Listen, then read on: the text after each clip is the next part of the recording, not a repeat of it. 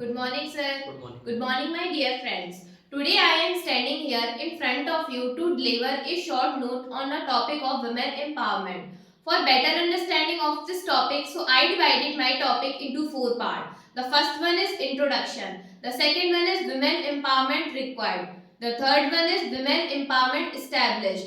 And the fourth one is as well as conclusion. So let's start with the introduction. Yatre tastu na pujyante, sarve sastra phalai kriya means where women are respected, all the divine's power, enjoy, travels reside there. But where women are not respected, all the best action of karma become fruitless. Women empowerment means providing the women more power regarding their own will and wish and making them financially independent and socially recognizable.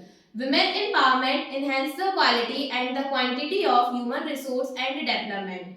Women in our society are very important as they are mother, daughter, sister and as well as leader also.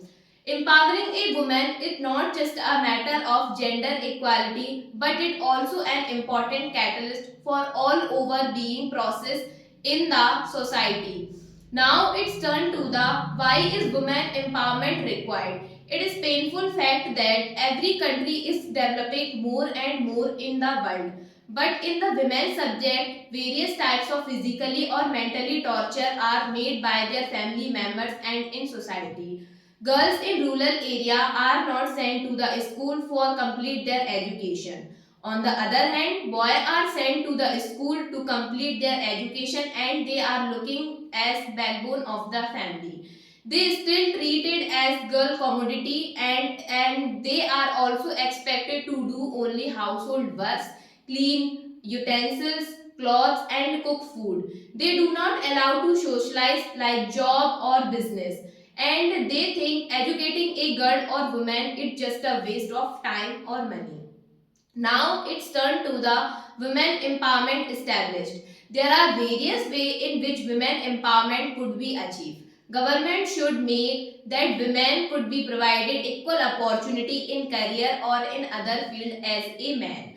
Special efforts must be made to educate a girl or woman must be made and not only the government but also the society also work towards the empowerment of women as a priority basis. So in conclusion, the women empowerment is a key factor of achieving 2030 sustainable development goals.